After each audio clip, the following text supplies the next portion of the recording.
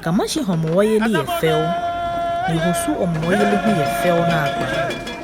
Emle ni blema TV show usuni amrele. Mani efi efel. Ni ojema short okonya koyo. Wote sensei baba o. Ni wana boni osubi ijo amewomowo aha. Yebe kuko mne. Woyose ake anme oponon. Niji hiya oponon. Ni mei baba ho ba yemi eko. Ke chon sumo. Hewale ke eko mefi mo. Hiya oponon ne egbe krokoji agbako. Woke osu atakuche. Na sanigba nuni ikeni. Amen. Mi ni tete osu no te atakuche osu mi wone. Wo yafile oje mine le ko wone osu fe yafi. O do ile. De osu eji ma mi ajo bi ka wo fe aswele ko be fe ma ba ma osu ma fe ni what I feel when ba be do feel e do feel na kan me fe ni ba na me yo wa ya feel do mo yo osu ne fe kwa ju ame me nje chon ka kwa fe mo fo mo ke aba ke do le ni ke do la ya ame pa na gba fa ba ju ame yin mo fe mo a fi pa e ha wo bomba jomo mo fe mo yeni ho fe o mhwe ne am pe ka chwe ana yo bile ana yo ga na le bi abune tin no ba mi fe wala ji afina le lo fe ka ti e ko ba no ko fi wa ba o te won ji pa nta bi o se ara re wo ye na na o da ne ya chano ma ya bra o ya money kasa Blema activity usumama. Ngoyose ake manchembe niyo usumi apiti ni amenshwa. Wanyeni shwamo se kete wamanye nyelo ni echoise. Nibe iji Professor John Evans atama usaino. Kete kasilem ni fen. Wake usu osi ahin nibe iji nieno te adumwa niji enumo nasa niba. Osi ahini keha usu sein wuluwe ina afi enum na tomi ona wale yake na bike ni bibi shambe na wo bebe ato afuache wo bebe ato ne wo bebe na to ji oni yo kenkene ma onikwelo fe manyame ni ma me afi na akpewo wo fe momo woye gbona banyo ani na wo wo se afi akpobinene wakata shineke no wo ya wo hie ha mo fe ha mo nigba wo na esi wote alo tebi fe alo tebi leba ni eba to wo na ka alo tebi e ya ni aje ye so o se le bi mo eto ekuku wo ba yo se akeshin na gba nigba wo na ye gan manye makake eji traditional council say e create make problems na e da ke shipwe wole ake dana ba to manche aye akwashiko ni to manche ne akwashi ne ameji jasi ne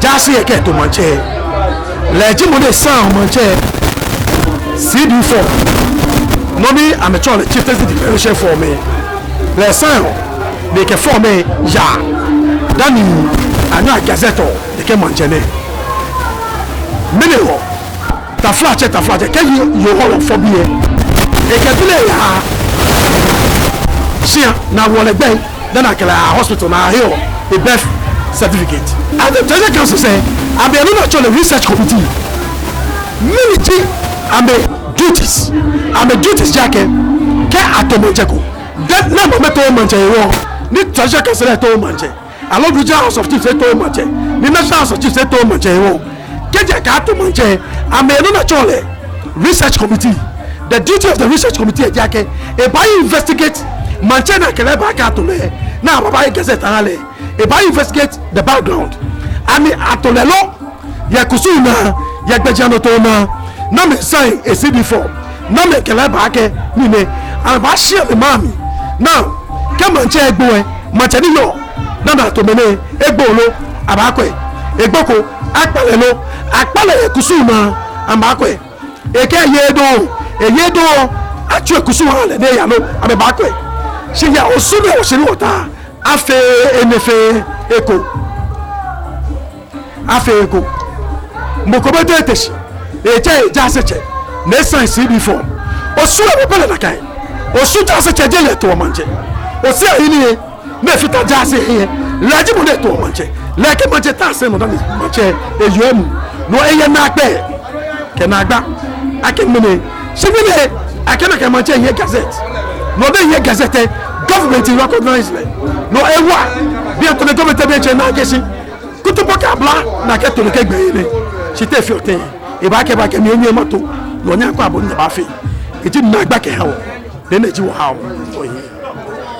leke na agba ike ti mi no susu ara se pe ji afi e ba fu ene se wo ye court wo ye sanji yele baba o se no ni ko je ake won ke amra lo he akele a create the statutory bodies that do recognize Mbaji Acheme. Me no ewo woni bi me dey hold in trust for us amekpe jimeni amenya me release o as when ake na mo meto mo chena me le wo amameba na me ba fe investigations na me kwa ake me ni wo yo ani anokwale ni lo. It is the duty of the regional associates to put up an independent body ni ebade bakwe. It is the duty of the chieftaincy ministry to also do same and other chieftaincy statutory bodies. Ke amefe na ke na agbade eba cham e kote ke yesade anwe e ke bata chieftaincy course o matter ke yesade a ba kwa chieftaincy course o matter e afio na gba kwa ke o ya court no te what traditional council say le but sika left right and center alo address and papa ke na gba eti e aba ya ke moko nya doji moko ke ka manche ri tashi ye deme o be abola ke de ke le ta deme iwo be sa mena ni wo yi won numo na to 1984 egboko etete fit here mi woyo say which is the symbol of authority na ke yo manche eyede ke ba shimene no te ba te boko na gazette keje juke funi keje politicians certain characters in the previous administration, some face known and known people are those that did and committed this crime, this treacherous and gargantuan crime against Osu. They are still there. They are known. We are urging the government. Eya ne atawad. They be amake. Many ni no to wofi.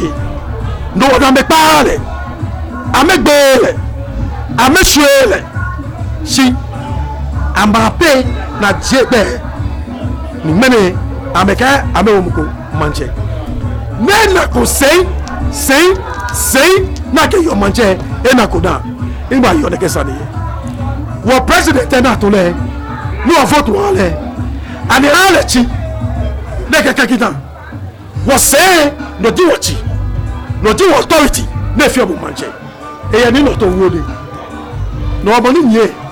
Na telele ke pashi. Ne ke leji manche. Ime eseyo. What best saying enyo. Wo ya say ko be actually say Kwame.